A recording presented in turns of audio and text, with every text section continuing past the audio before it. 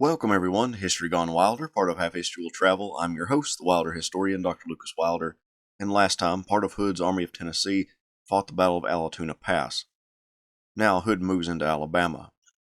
If you like what I do, please consider subscribing to the channel if you haven't done so already, join the Patreon page, and purchase something from one of my online stores. Every little bit helps. Thank you.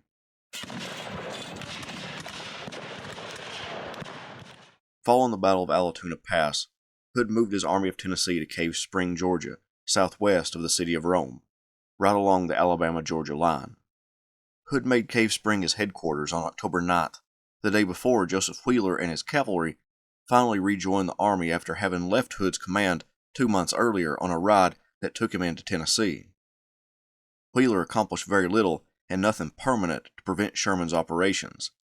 The cavalry returned depleted and worn out. Pierre Gustave Toutant Beauregard met with President Jefferson Davis in Augusta, Georgia, and received his orders. From there, Beauregard set off for his new department, encompassing what was left of the states of Georgia, Alabama, Mississippi, Tennessee, and Louisiana that was still in Confederate control. He arrived at Hood's headquarters on the evening of October 9th in Cave Spring. Beauregard and Hood talked about the next phase of Hood's plan. Hood informed Beauregard that he would again move to the Western and Atlantic Railroad, destroying the track from Kingston to Tunnel Hill, attempting to draw Sherman northward and away from Atlanta and the rest of the South. If Sherman followed, Hood would turn into northern Alabama and operate there with his supply base at Jacksonville, Alabama. Jacksonville was an odd choice as it had no railroad, the closest being at Blue Mountain about 12 miles away. Beauregard left Cave Spring and hurriedly went to work attempting to make Jacksonville a base of supply for Hood, even suggesting that a rail line be built between Blue Mountain and Jacksonville, but it would never begin. That meant that a wagon route would need to be organized between the two locations, and Beauregard tried to set up a courier system to carry messages between Hood and Richard Taylor in Selma, Alabama, since some of the telegraph wires in northern Alabama were in Union-held territory. Beauregard also requested an engineer officer to come to Jacksonville to create defenses for the town. As one historian wrote, Beauregard functioned more as Hood's chief of staff than his commanding officer. By October 10th, Hood was already on the move toward the Western and Atlantic Railroad. By the 12th, the Army of Tennessee was at Resaca. Alexander P. Stewart's corps began tearing up the track, while Stephen D. Lee's corps requested the surrender of the Union garrison at Resaca. The Federals refused, and Lee decided not to attack the entrenchments. The rebels continued northward, tearing up track. Patrick Cleburne, one of the most lauded division commanders in any Confederate army, remembered the destruction of the railroad. I can hardly understand the effect on my mind of the scene that followed. The men would lift sheer up 100 yards of the track at once, and then pitch the immense grating of wood and iron over its back. The heavy fall would break rails and cross ties loose. The shouting of the long line of lifters, the ringing of pick and axe heads against the iron pins fastening the rails to the wood, the interminable line of fires as the cross ties were given to the flames, the 1,000 columns of smoke, the scene so suddenly and completely changed, it bewildered me as I have been by the roar and sights of a great city. Hood's men worked their way north from Resaca to Tunnel Hill, destroying as much railroad material as possible. Counting the track destroyed before moving to Cave Spring, Hood destroyed over 30 miles of rail line in northern Georgia. One historian called the destruction some of the most extensive conducted by Confederates during the war. At Dalton, the Union garrison capitulated to the Army of Tennessee on October 13th. Most of the troops there were black, which prompted the Confederate Army to force them to help rip up part of the railroad and then send them back to their owners or sent to Mississippi. William T. Sherman and his army group wasn't sitting idle as Hood destroyed their supply line. Sherman was given chase. Hood quickly moved west toward Galesville, Alabama, away from the railroad. The only battling that occurred was between Sherman's force and Wheeler's cavalry, and a small skirmish between Stewart's corps at Snake Creek Gap near Dalton. Hood called his corps commanders together, asking if the men were ready for a battle. All 3 corps commanders said no, that although morale had improved, it wouldn't be wise to risk a battle yet. Near the Alabama-Georgia line, Hood claimed that he conceived of the plan of marching into Tennessee, but we know that President Davis spoke of an invasion of Tennessee after his meeting with Hood at Palmetto Station. It is possible that Hood, as one historian put it, resolved conclusively to lead his army into Tennessee at a place called Crossroads along the border. He waited a few days to inform the Confederate Secretary of War that he was going to move for the Tennessee River. However, he kept his immediate superior, Beauregard, in the dark about such a movement. By October 21st, Hood and his army were at Gadsden, Alabama, where Beauregard traveled to meet with the army commander. It was there that Beauregard finally heard about Hood's move into Tennessee. Hood kept his superiors in the dark to his plans, which also kept Sherman in the dark as to his intentions. Sherman wrote to John Corse about Hood. "He is an eccentric, and I cannot guess his movements as I could those of Johnston, who was a sensible man and only did sensible things." He wrote to Ulysses S. Grant, "It is hard to divine his future plans." Word came to Sherman, through newspapers and interrogation of prisoners, that Hood was planning an invasion of Tennessee, which gave him ample opportunity to further push for his movement through Georgia to the sea. Sherman informed Grant that George Thomas, already in Nashville, when reinforcements arrived, would be able to defend that state from Hood. This would give Sherman the leeway to launch his march to the sea.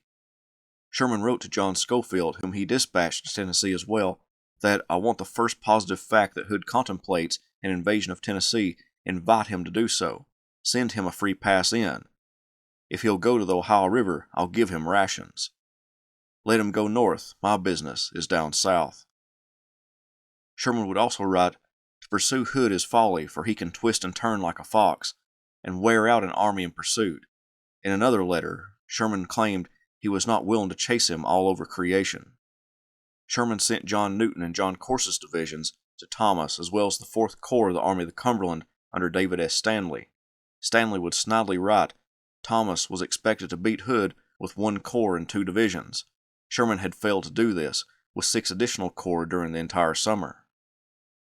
Hood's troops left Gadsden for Guntersville, Hood's first objective point along the Tennessee River. Beauregard said as much to Adjutant General Samuel Cooper, but Hood didn't go to Guntersville. Instead, he veered off to Brooksville, then Summerville below Decatur. Hood claimed he moved further west to facilitate a link-up with Nathan Bedford Forrest. Nevertheless, he didn't notify his superior Beauregard, who made it almost to Guntersville, only to not find Hood, but found Federals guarding the crossing. When the Army of Tennessee approached Decatur, its fortifications prevented Hood from taking the town. With reinforcements coming quickly to its garrison, it now contained 3,000 troops. Skirmishing back and forth resulted in nothing significant, and soon gunboats appeared, as well as more troops, bringing the garrison up to 5,000 men.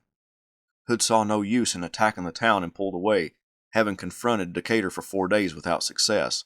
He claimed he was making a demonstration so that his troops could pass by unharmed, but he used 2 corps to confront the garrison, while the 3rd passed 13 miles to the south. That doesn't appear to be a correct statement. Hood moved his army west and sent orders to Stuart and Lee about crossing the army at Bainbridge Crossings, using a pontoon bridge constructed by his engineers. Apparently the engineers examined the waterway and deemed it too dangerous to move across at that location. So Hood ordered them to Tuscumbia, Alabama. That's where Hood set up his headquarters on October 30th. He and the Army of Tennessee would remain in and around Tuscumbia for 3 weeks for 2 reasons. 1, Beauregard sent Joseph Wheeler with Hood's cavalry back to Georgia to nip at Sherman's heels. This left only a small portion of cavalry for Hood. The army commander needed to wait at Tuscumbia for Nathan Bedford Forrest to reach him with his cavalry in order to guard the trains and scout as he pushed into Tennessee. The second reason he stayed at Tuscumbia was he needed to accumulate supplies. Hood moved his supply base from Jacksonville to Tuscumbia, all within the month of October, and now supplies needed to be transferred to him at the latter place. Making matters worse, the railroad was destroyed west of Tuscumbia for about 15 miles. Therefore, supplies had to be transported by wagon from Cherokee Station over muddy roads for 15 miles to Tuscumbia, making the resupply of the army more difficult. While Hood delayed his movement into Tennessee, Thomas was at Nashville and used that valuable time to concentrate his forces. Stanley's 4th Corps arrived at Pulaski, Tennessee, as well as another corps, the 23rd of John Schofield.